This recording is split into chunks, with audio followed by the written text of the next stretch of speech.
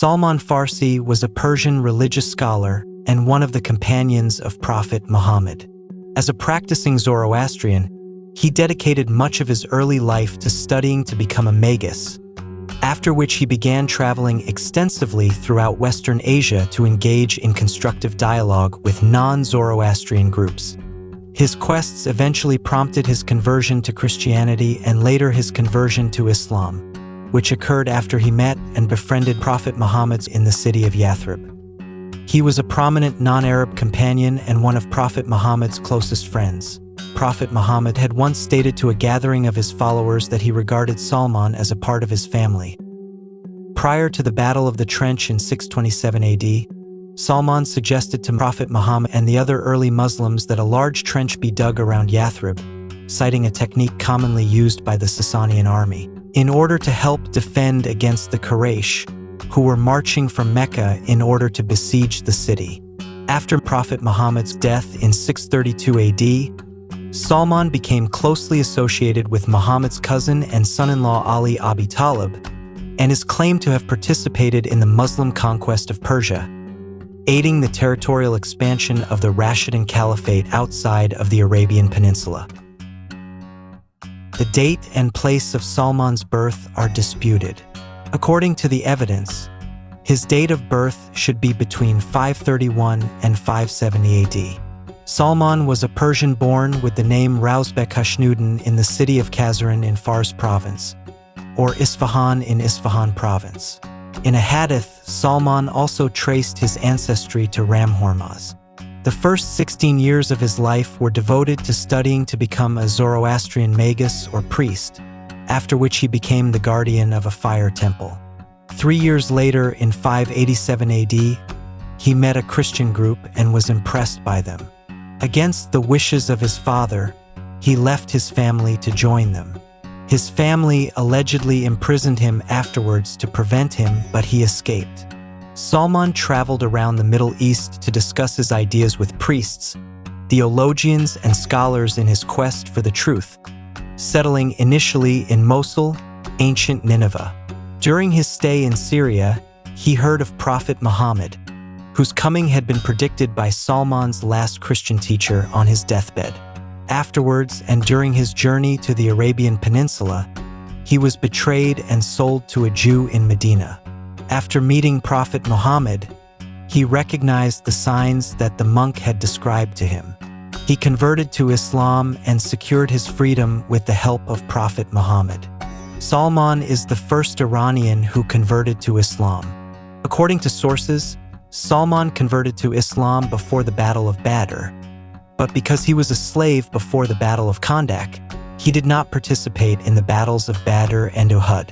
Abu Huraira is said to have referred to Salman as Abu al-Kitabain, the father of the two books, that is, the Bible and the Quran, and Hazrat Ali is said to have referred to him as Luqman al-Hakim, Luqman the Wise, a reference to a wise man mentioned in the Quran. Whenever people inquired about his ancestry, Salman is said to have replied, "I am Salman, the son of Islam from the child of Adam." Salman came up with the idea of digging a great trench around the Medina to defend the city against the army of 10,000 Arabian non-Muslims. Prophet Muhammad and his companions accepted Salman's plan because it was safer, and there would be a better chance that the non-Muslim army would have a larger number of casualties.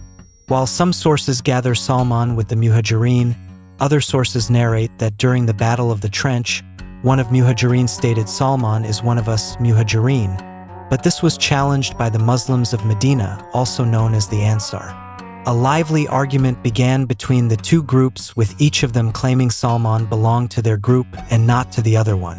Prophet Muhammad arrived on the scene and heard the argument. He was amused by the claims, but soon put an end to the argument by saying, "Salman is neither Muhajir nor Ansar. He is one of us. He is one of the people of the house." Salman participated in the conquest of the Sasanian Empire and became the first governor of Sassanid capital Ctesiphon. After its fall at the time of the second Rashidun Caliph, Umar bin al-Khattab. However, according to some other sources, after Prophet Muhammad's death, he disappeared from public life until 656 AD, when Hazrat Ali became the caliph and appointed Salman as the governor of Al-Madain at the age of 88. He translated the Quran into Persian, thus becoming the first person to interpret and translate the Quran into a foreign language. Salman is considered one of the pioneers in Shiite written works. In addition, written works have also been attributed to him, including a work called 𝗂𝗵𝗵𝗺𝗀𝗃. Of course, this work is a text that Salman only narrated and was not the author of. 𝗂𝗵𝗵𝗺𝗀𝗃 contains the theological questions of the Roman emperor to the caliph of the Muslims after the death of the Prophet Muhammad and Hazrat Ali's answer to those questions. Ibn Babawiyah quoted 3 parts of it, and at the end of the second and third quotations he pointed out that the full text of Salman's book is at the end of the book prophethood has been brought. One source states that he died in 32 AH, 652 or 653 CE in the Julian calendar, while another source says he died during Uthman's era in 35 AH, 655 or 656 CE. Other sources state that he died during Hazrat Ali's reign. His tomb is located in Salman al-Farsi Mosque in Al-Madain, or according to some others, in Isfahan, Jerusalem, or elsewhere. Shiite, 12 verse in particular, hold Salman in high esteem for a hadith attributed to him, in which all 12 imams were mentioned to him by name from Prophet Muhammad. Salman, along with Abu Dhar, Ammar bin Yasir, and Miqdad bin Aswad, is considered to be the 4 loftiest of the Shura.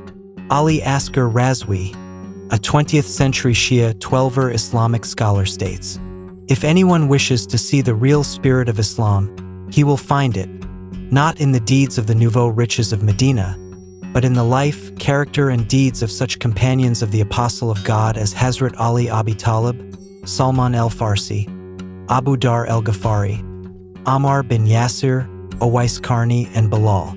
The Orientalists will change their assessment of the spirit of Islam if they contemplate it in the austere, pure, and sanctified lives of these latter companions.